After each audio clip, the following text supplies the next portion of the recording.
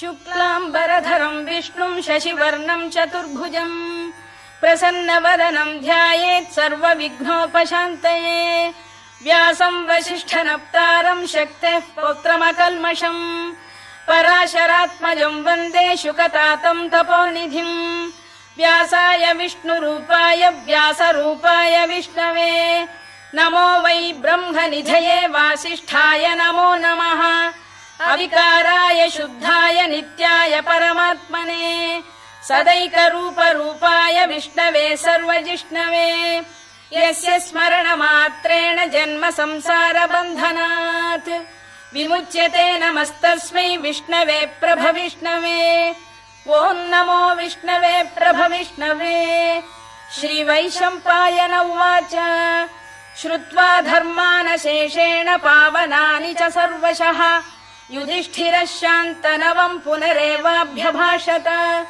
युधिष्ठिर उवाच किमेकं दैवतं लोके किं वाप्येकं परायणम् स्तुवन्तः कङ्कमर्चन्तः प्राप्नुयुर्मानवा शुभम्। को धर्मः सर्वधर्माणां भवतः परमो मतः किं जपन्मुच्यते जन्तुर्जन्म संसारबन्धनात्। श्रीभीष्म उवाच जगत्प्रभुं देवदेवमनन्तं पुरुषोत्तमम् स्तुवन्नाम सहस्रेण पुरुषः सततोत्थितः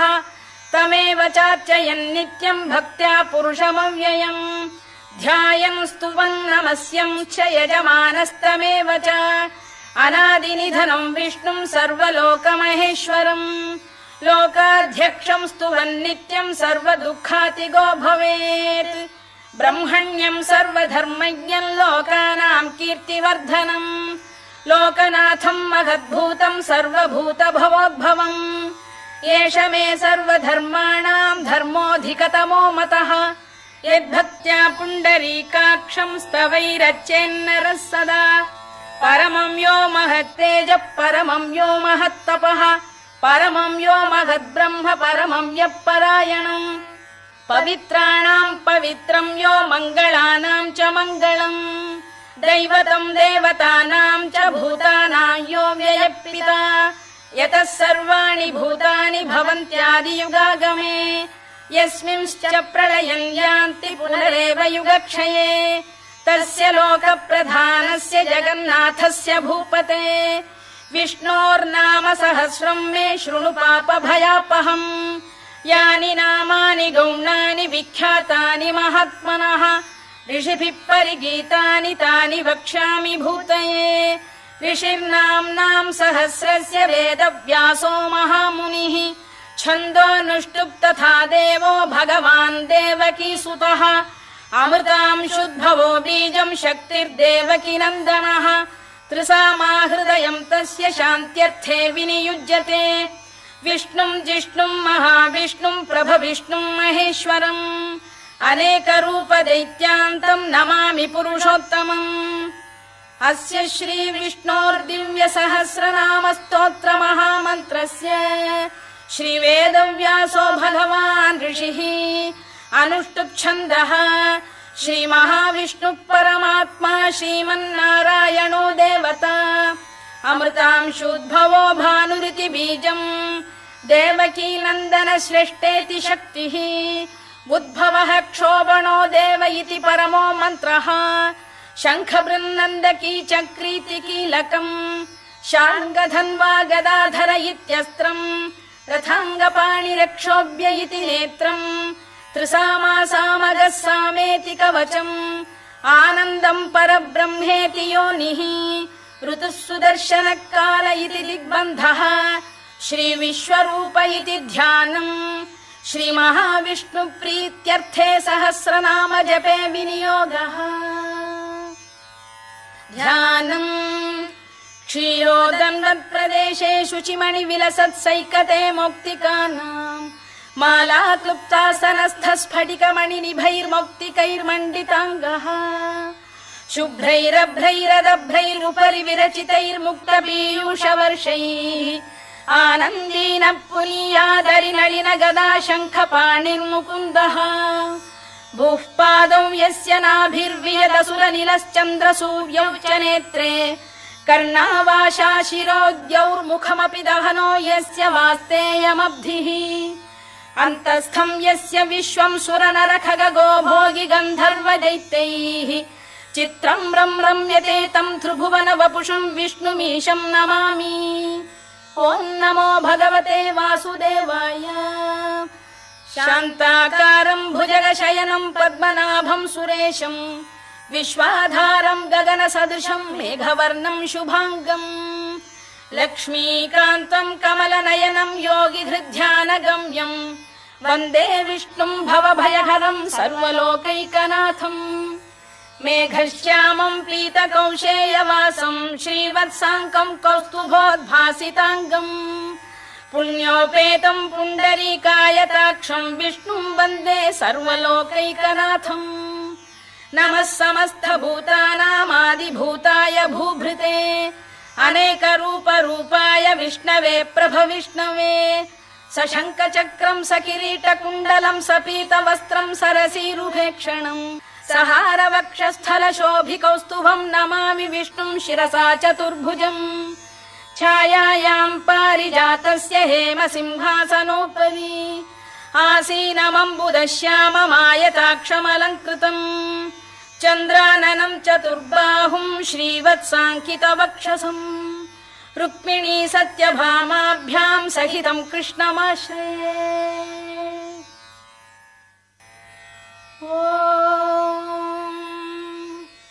विश्वम् विष्णुर्वषत्कारो भूतभव्य भवत्प्रभुः भूतगृद्भूतभृद्भावो भूतात्मा भूतभावनः भूतात्मा परमात्मा च मुक्तानाम् परमागतिः अव्ययः पुरुषः साक्षी क्षेत्रज्ञोऽक्षर एव च योगो योगविदाम् नेता प्रधानपुरुषेश्वरः नारसिंहवपुः श्रीमान् केशवः पुरुषोत्तमः सर्वः शर्वः शिवस्थाणुर्भूतादिर्निधिरव्ययः सम्भवो भावनो भर्ता प्रभवः प्रभुरीश्वरः स्वयम्भूः शम्भुरादित्यः पुष्कराक्षो महास्वनः अनादिनिधनो धाता विधाता धातुरुत्तमः अप्रमेयो ऋषिकेशः पद्मनाभोऽमरप्रभुः विश्वकर्मा मनुस्त्वष्टा स्थविष्ठस्थविरो ध्रुवः अग्राह्यः शाश्वतः कृष्णो लोहिताक्षप्रदर्दनः प्रभूतस्त्रिककुब्धाम पवित्रम् मङ्गलम् परम् ईशान प्राणद प्राणो ज्येष्ठः श्रेष्ठः प्रजापतिः हिरण्यगर्भो भूगर्भो माधवो मधुसूदनः ईश्वरो विक्रमी धन्वी मेधावी विक्रमक्रमः अनुत्तमो दुराधर्ष्य कृतज्ञ कृतिरात्मवान् सुरेशः शरणम् शर्म विश्वरेता प्रजाभवः अधः संवत्सरो व्याल प्रत्ययः सर्वदर्शनः अजः सर्वेश्वरः सिद्धः सिद्धिः सर्वादिरच्युतः वृषाकपिरमेयात्मा सर्वयोगविनिसृतः वसुर्वसुमनः सत्यः समात्मा संमितः समः अमोघः पुण्डरीकाक्षो वृषकर्मा वृषाकृतिः रुद्रो बहुशिरा बभ्रुर्विश्वयोनिः शुचिश्रवाः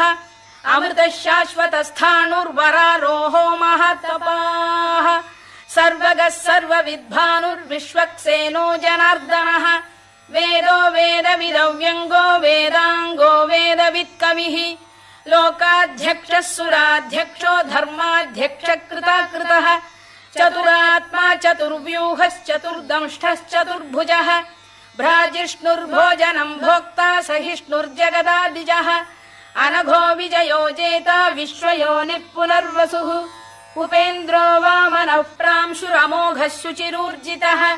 अतीन्द्रः सङ्ग्रहः सर्गो धृतात्मा नियमो यमः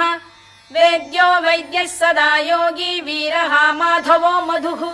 अतीन्द्रियो महामायो महोत्साहो महाबलः महाबुद्धिर्महावीर्यो महाशक्तिर्महाद्युतिः अनिर्देश्य वपुः श्रीमान् अमे आत्मा महादृधृत् महेश्वासो महीभर्ता श्रीनिवासः सताङ्गतिः अनिरुद्धः सुरानन्दो गोविन्दो गोविदाम्पतिः मरीचिर्दमनो हंसः सुपर्णो भुजगोत्तमः हिरण्यनाभः सुतपाः पद्मनाभः प्रजापतिः अमृत्युः सर्वदृक्सिंहः सन्धाता सन्धिमान् स्थिरः अजो दुर्मर्षणः शास्ता विश्रुतात्मा सुरारिः गुरुर्गुरुतमो धाम सत्यः सत्यपराक्रमः निमिषो निमिषस्रग्वी वाचस्पतिरुदारधीः अग्रणीर्ग्रामणी श्रीमान् न्यायो नेता समीरणः सहस्रमूर्धा विश्वात्मा सहस्राक्षः सहस्रपात् आवर्तनो निवृत्तात्मा संवृतः सम्प्रमर्दनः अधः संवर्तको वह्निरनिलो धरणीधरः सुप्रसाद प्रसन्नात्मा विश्वधृक् विश्वभुग् विभुः सत्कर्ता सत्कृतः साधुर्जह्नुर्नारायणो नरः असङ्ख्येयो प्रमेयात्मा विशिष्टः शिष्टकृच्छुचिः सिद्धार्थ सिद्ध संकल्पः सिद्धिदः सिद्धिसाधनः वृषाही वृषभो विष्णुर्वृषपर्वा वृषोदरः वर्धनो वर्धमानश्च विविक्तः श्रुतिसागरः सुभुजो दुर्धरो वाग्मी महेन्द्रो वसुदो वसुः नैकरूपो बृहद्रूपः शिपिविष्टप्रकाशनः ओजस्तेजोद्युतिधर प्रकाशात्मा प्रतापनः वृद्धस्पष्टाक्षरो मन्त्रश्चन्द्रांशुर्भास्करद्युतिः अमृतांशुद्भवो भानुः शशबिन्दुः सुरेश्वरः औषधम् जगतः सेतुः सत्यधर्मपराक्रमः भूतभव्यभवन्नाथः पवनः पावनो नलः कामः कामकृत्कान्तः कामः कामप्रदप्रभुः युगादिकृद्युगावर्तो नैकमायो महाशनः अदृश्यो व्यक्तरूपश्च सहस्रजिदनन्तजित् इष्टो विशिष्टः शिष्टेष्टः शिखण्डी नघुषो वृषः क्रोधः क्रोधकृत्कर्ता विश्वबाहुर्महीधरः अच्युत प्रथित प्राण प्राणदो वासवानुजः अपां निधिरधिष्ठानमप्रमत्त प्रतिष्ठितः स्कन्द स्कन्दधरो धुर्यो वरदो वायुवाहनः वासुदेवो बृहद्भानुरादिदेवः पुरन्दरः अशोकस्तारणस्तारः शूरः शौरिर्जनेश्वरः अनुकूलः शतावर्तः पद्मी पद्मनिभेक्षणः पद्मनाभोरविन्दाक्षः पद्मगर्भः शरीरभृत् महर्धिर्वृद्धो वृद्धात्मा महाक्षो गरुडध्वजः अतुलः शरभो भीमः समयज्ञो हविर्हरिः सर्वलक्षणलक्षण्यो लक्ष्मीवान् समितिञ्जयः विक्षरो रोहितो मार्गो हेतुर्दामोदरः सहः महीधरो महाभागो वेगवानमिताशनः उद्भवः क्षोभणो देवः श्रीगर्भः परमेश्वरः करणम् कारणम् कर्ता विकर्ता गहनो गुहः व्यवसायो व्यवस्थानः संस्थानस्थानदो ध्रुवः परधिः परमस्पष्टस्तुष्टः पुष्टः शुभेक्षणः रामो विरामो विरतो मार्गो नेयो नयोनयः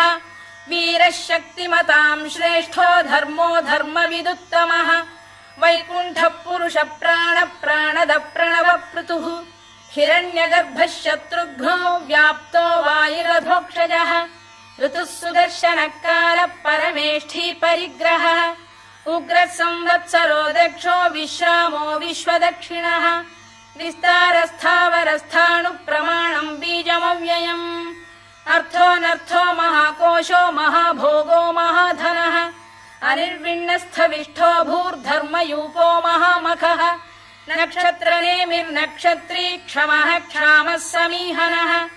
यज्ञयुज्यो महेद्यश्च क्रतुः सत्रम् सताम् गतिः सर्वदर्शी विमुक्तात्मा सर्वज्ञो ज्ञानमुत्तमम्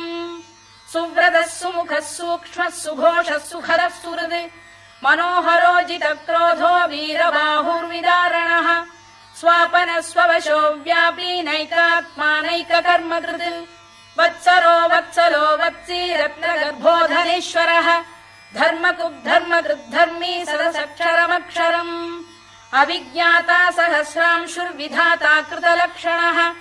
गभस्तिनेमिः सत्तस्तः सिंहो भूतमहेश्वरः आदिदेवो महादेवो देवेशो देवभृद्गुरुः उत्तरो गोपतिर्गोप्ता ज्ञानगम्यः पुरातनः शरीरभूतभृद्भोक्ता कपीन्द्रो भूरि दक्षिणः सोमपोऽमृतपः सोमः पुरुजित्पुरुषत्तमः विनयो जयः सत्यसन्धो दाशार्हः सात्वताम् पतिः जीवो विनयिता साक्षी मुकुन्दो मितविक्रमः अम्भोनिधिरनन्तात्मा महोदधिशयोऽन्तकः अजो महार्घ स्वाभाव्यो जितामित्रप्रमोदनः आनन्दो नन्दनो नन्दः सत्यधर्मात्रिविक्रमः महर्षि कपिलाचार्यः कृतज्ञो मेदिनीपतिः त्रिपदस्त्रिदशाध्यक्षो महाशृङ्गकृतान्तकृत् महावराहो गोविन्दः सुषेणः कनकाङ्गनी गुह्यो गभीरो गहनो गुप्तश्चक्रगदाधरः मेधास्वाङ्गोजितः कृष्णो दृढः सङ्कर्षणोच्युतः वरुणो वारुणो वृक्षः पुष्कराक्षो महामनाः भगवान् बलहानन्दी वनमाली हलायुधः आदित्यो ज्योतिरादित्यः सहिष्णुर्गतिसत्तमः सुधन्वाखण्ड परशुर्दारुणो द्रविणप्रदः दिवस्पृक् सर्वदृक्व्यासो वाचस्पतिरयो निजः त्रिसामासामगः साम निर्वाणम् भेषजम् भिषत् सन्न्यासकृच्छमः शान्तो निष्ठा शान्तिपरायणम् शुभाङ्गः शान्तिदः स्रष्टा कुमुदः कुवलेशयः गोहितो गोपतिर्गोप्ता वृषभाक्षो वृषप्रियः अनिवर्ती निवृत्तात्मा संक्षेप्ताक्षेमकृच्छिवः श्रीवत्सवक्षः श्रीवासः श्रीपतिः श्रीमताम्बरः श्रीधः श्रीशः श्रीनिवासः श्रीनिधिः श्रीविभावनः श्रीधर श्रीकर श्रेयः श्रीमान् लोकत्रयाश्रयः स्वक्षः स्वङ्गः शतानन्दो नन्दिर्ज्योतिर्गणेश्वरः विजितात्मा विधेयात्मा सत्कीर्तिश्छिन्न संशयः उदीर्णः सर्वतश्चक्षुरनीशः शाश्वतः स्थिरः भूषयो भूषणो भूतिर्विशोकः शोकनाशनः अर्चिष्मानर्चितः कुम्भो विशुद्धात्मा विशोधनः अनिरुद्धो प्रतिरथ प्रद्युम्नो मितविक्रमः कालनेमिनिः वीरः शौरिः शूरजनेश्वरः त्रिलोकात्मा त्रिलोकेशः केशवः केशिहा हरिः कामदेवः कामपालः कामी कान्तकृतागमः अनिर्देश्य वपुर्विष्णुर्वीरोऽनन्तो धनञ्जयः ब्रह्मण्यो ब्रह्मकृद्ब्रह्मा ब्रह्म ब्रह्मविवर्धनः ब्रह्मविब्राह्मणो ब्रह्मी ब्रह्मज्ञो ब्राह्मणप्रियः महाक्रमो महाकर्मा महातेजा महोरगः महाक्रतुर्महायज्वा महायज्ञो महाहविः स्तव्यस्तव प्रियस्तोत्रम् स्तुतिस्तोतारणप्रियः पूर्णः पूरयिता पुण्यः पुण्यकीर्तिरनामयः मनोजवस्तीर्थकरो वसुरेता वसुप्रदः वसुप्रदो वासुदेवो वसुर्वसुमनाहविः सद्गतिः सत्कृतिः सत्ता सद्भूतिः सत्परायणः शूरसेनो यदुश्रेष्ठः सन्निवासः सुयामुनः भूतावासो वासुदेवः सर्वासु निलयो नलः दर्पः दर्पदो दृप्तो दुर्धरोऽथा पराजितः विश्वमूर्तिर्महामूर्तिर्दीप्तमूर्तिरमूर्तिमान् अनेकमूर्तिरव्यक्तः शतमूर्तिः शताननः एकोनैकः स वक् किम् यत्तत्पदमनुत्तमम् लोकबन्धुर्लोकनाथो माधवो भक्तवत्सलः सुवर्णवर्णो हेमाङ्गो वराङ्गश्चन्दनाङ्गदी वीरः विषमः शून्यो घृता क्षीरचरश्चलः अमानी मानदो मान्यो लोकस्वामी त्रिलोकधृत् सुमेधा मेधजो धन्यः सत्यमेधाधराधरः तेजो वृषोद्युतिधरः सर्वशस्त्रभृताम्बरः प्रग्रहो निग्रहो व्यग्रो नैकशृङ्गो गदाग्रजः चतुर्मूर्तिश्चतुर्बाहुश्चतुर्व्यूहश्चतुर्गतिः चतुरात्मा चतुर्भावश्चतुर्वेदविदेकपात् समावर्तो निवृत्तात्मा दुर्जयो दुरधिक्रमः दुर्लभो दुर्गमो दुर्गो दुरावासो दुरारिः शुभाङ्गो लोकसारङ्गः सुतन्तुस्तन्तुवर्धनः इन्द्रकर्मा महाकर्मा कृतकर्मा कृतागमः उद्भवः सुन्दरः सुन्दो रत्ननाभः सुलोचनः अर्को वाजसनः शृङ्गी जयन्तः सर्वविजयी सुवर्णबिन्दुरक्षोभ्यः सर्ववागीश्वरेश्वरः महाह्रदो महागर्तो महाभूतो महानिधिः कुमुद कुन्दर कुन्द पर्जन्यः पावनो निलः अमृताशोऽमृतवपुः सर्वज्ञः सर्वतोमुखः सुलभः सुव्रतः सिद्धः शत्रुजिच्छत्रुतापनः न्यग्रोधोदुम्बरोश्चक्षाणूरान्ध्रैषूदनः सहस्रार्चिः सप्तजिह्वः सप्तैधा सप्तवाहनः अमूर्तिरनघोचिन्त्यो भयगृद्भयनाशनः अणुबृहत्कृशस्थूलो गुणभिर्निर्गुणो महान् अधृतस्वधृतस्वास्य प्राग्वंशो वंशवर्धनः भारभृत्कथितो योगी योगीशः सर्वकामदः आश्रमश्रमणः क्षामः सुपर्णो वायुवाहनः धनुर्धरो धनुर्वेदो दण्डो दमयिता दमः अपराजितः सर्वसहो नियन्ता नियमो यमः सत्त्ववान् सात्विकः सत्यः सत्यधर्मपरायणः अभिप्रायप्रियार्होर्ह प्रियकृत्प्रीतिवर्धनः विहाय सगतिर्ज्योतिः सुरुचिर्कुतभुग्विभुः रविर्विरोचनः सूर्यः सवितारविलोचनः